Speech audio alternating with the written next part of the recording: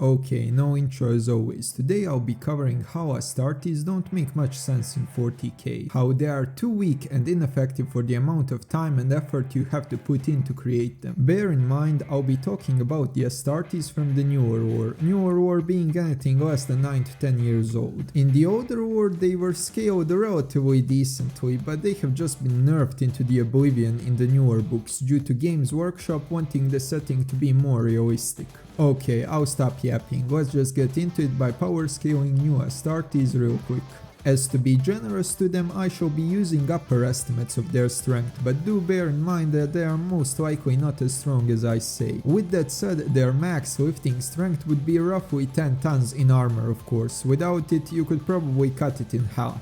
To keep that in perspective, Lehman Russ weighs roughly 60 tons, meanwhile M1 Abrams weighs roughly 70 tons, so basically Spacemarines can't bench either of them. But surely they make it up with their incredible speed of 70 miles per hour, aka 110 kilometers per hour, on the higher end by the way. And let's not even talk about the speed of Dreadnoughts and Terminators, they are just abysmal. To put this again in perspective, World War II American TD M18 could hit the speeds of 60 miles per hour or 100 kilometers per hour. Yup, World War II tank destroyer is just about as fast as your average Space Marine.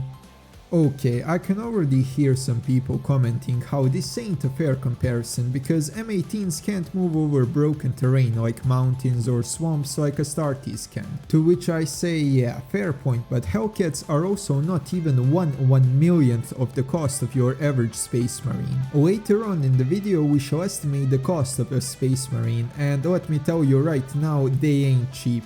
Astartes are supposed to be these ubermensch super soldiers, but it's just not reflected in their stats and equipment. Speaking of which, their primary weapon is a 75 caliber bolt gun rifle. Fortunately, we have a World War II 75 caliber AA gun, affectionately named Chicago Piano, to take a look at to see just how much penetration could a bolt gun achieve. Unfortunately, because it's an AA gun, thus it mostly fires HE shells instead of AP, so I couldn't find any figures about AP shells, so we are using the next best thing, which is the 25mm Bradley gun. It's a bit bigger, so not quite as good of a comparison, but it will still work. Bradley's cannon can achieve 75mm of penetration at 500 meters, which is the average distance at which most combat engagements take place. Let's be generous and double the figure, because Astartes do have special ammo that's meant to be used for engagements against other Space Marines. Again, we are being extremely generous here, because both guns fire slugs, meanwhile Bradley fires discarding sable rounds. The way you achieve greater armor penetration is through speed, not mass, and there ain't no way in hell that a slug is having better aerodynamics than a dart, but again, benefit of the doubt.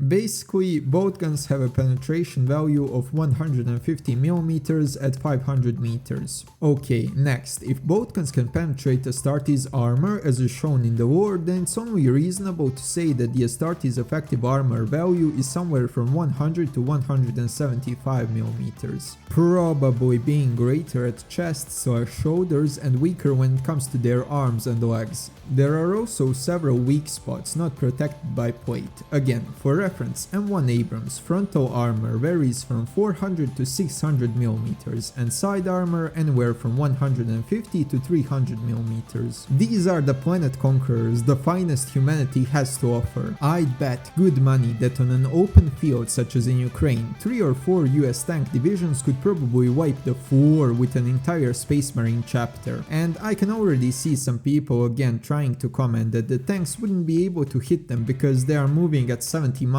per hour, which, come on bro, we are no longer in World War II, tanks don't need to stop anymore to acquire targets and fire. Today we have computer assisted fire control systems that can track helicopters and low flying aircraft that are much faster than 70 miles per hour, alongside thermals and other systems that would make acquiring targets even easier due to Space Marines having massive exhaust pipes on their backs. I don't even wanna know how large of a thermal signature that would give you. I can already already see another counter argument to this, that being why am I putting modern military equipment against Astartes instead of in-universe ones, which, come on, that's the entire gimmick of my channel, but okay, you would have a bit of a point if it wasn't for the massive price point, and I ain't talking about tabletop, we'll get to that later. But for now, I couldn't find anything about Women Russ having or not having stabilizers and computer assisted fire controls, but it would be dumb if they didn't. I mean, that would mean that Imperial Guard is still fighting with World War I technology, which would just be not even ridiculous, but rather just plain retarded. Okay, I got carried away a bit, let's stick with the Astartes and let's try to estimate just how much each of them costs to make.